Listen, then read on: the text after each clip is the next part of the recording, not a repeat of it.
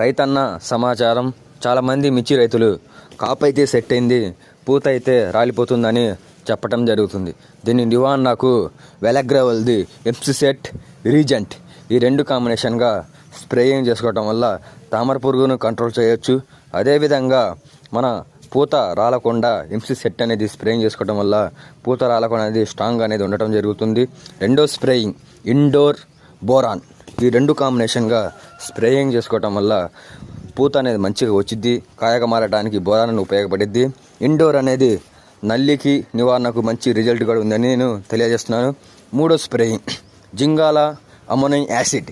ఈ రెండు కాంబినేషన్గా స్ప్రేయింగ్ చేసుకోవడం వల్ల కాయ అనేది సైజు రావడానికి, తెల్లదోమ అనేది నివారించవచ్చు.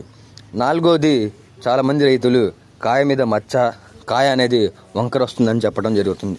CN calcium nitrate. ఇది అనేది మనం బెట్ట భూమి మీద చల్లుకోకుండా వాటర్ పెట్టుకున్న తర్వాత చల్లుకోవటం వల్ల మనకి మొక్క అనేది తొందర తీసుకోవటం వల్ల అదేవిధంగా కాయ మీద మచ్చ వంకర అనేది రాకుండా ఉంటాయి. చాలామంది మిర్చి రైతులు కాయ అనేది గిరసపడిపోతుంది, కాయ అనేది డొల్లపడిపోతుందని చెప్పడం జరుగుతుంది.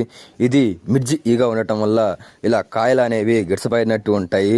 దీని నివారణకు సింజంట వాళ్ళది యాంపిలిగో, అదేవిధంగా బైర్ వాళ్ళది వయోగో, అదేవిధంగా బాక్సర్ కానివ్వండి, అలాంటి స్ప్రేయింగ్ చేసుకోవడం వల్ల మిర్చి ఈగను కంట్రోల్ చేయవచ్చు. కాట్రాప్ హైడ్రోక్లోరైడ్ కూడా స్ప్రేయింగ్ చేసుకోవచ్చు మిర్చి ఈగ నివారణకు.